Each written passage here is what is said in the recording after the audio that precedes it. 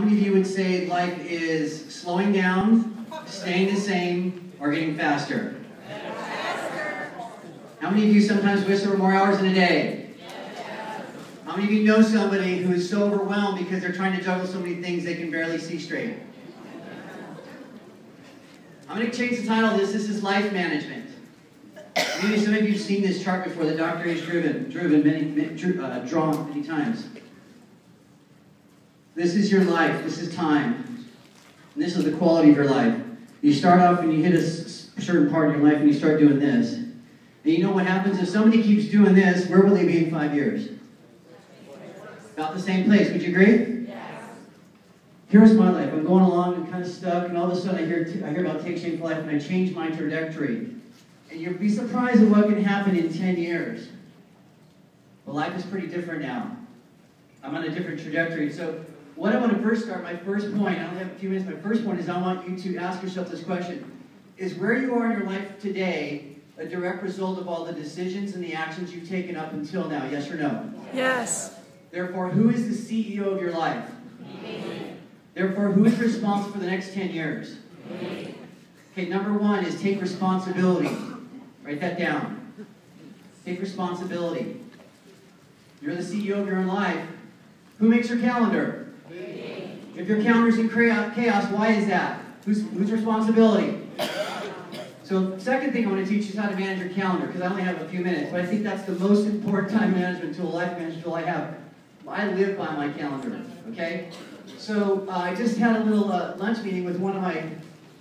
I lost my timer. Where did the timer go? Okay, I'm not going to have a good chance of being successful, Dr. A, without my timer. So, going back to the calendar. I think the first thing you need to do is understand the concept of prime time. There's certain time, write this down, prime time. Prime time are those windows where you have the highest probability of connecting with clients and coaches. Does that make sense? Yes. What should you do in prime time? Contact people, build relationships. What would you do in non-prime time? Everything else.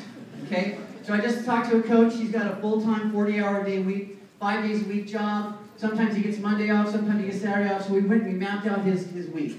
And I said, okay, how much time are you putting into Take Shape Life right now?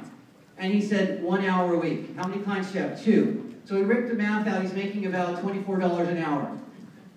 Okay, so the second thing is, he wanted to get out of his job so that he could have more time to pursue his passion, which is youth engagements.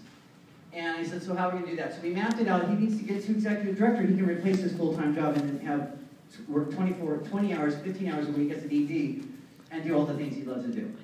So we looked at his calendar and says, now what he's going to have to do is he's starting to have to make some decision between saying yes to one thing, meaning saying no to something else, right? So he started looking at what's more important to him, and we said, he's got this drive every day, a 1 hour commute. So I recommended during your commute time, that's a great time for you to do follow-up calls and reach-out calls and contact calls or personal development. So write that down. You imagine what you can do in 20, 30 minutes, you can do a lot.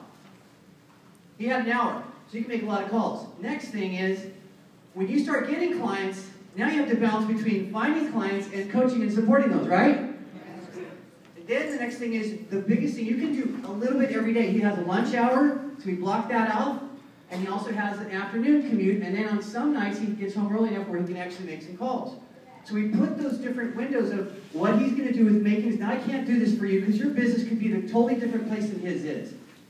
If you're a business coach, you don't just have 3 things to focus on. There's 3 things that I asked him to focus on. Number one is, I told him about 70% of his time should be focused on client acquisition, developing his clients. Does that make sense? He only got 2. Second, 20% of his time could be used to supporting his 2 clients, and I told him to do that 2 days a week. We call those client celebration days. Write this down. Big, huge key.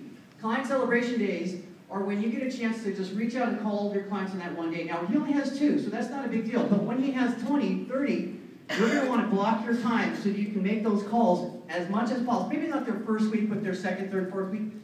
Do those client celebrations. Best time I found personally, work with your mentor. They'll tell you what's best for you. Your schedule's different than mine, but mine is Tuesdays and Thursdays. And the final thing is I wanted him to get with his mentors to set up a plan so he knew what to say. So the final thing I'd say is make sure that you block time for personal development for yourself. 30 minutes a day. Read 1 book. But more importantly, get connected to your mentor. Open up, like he did.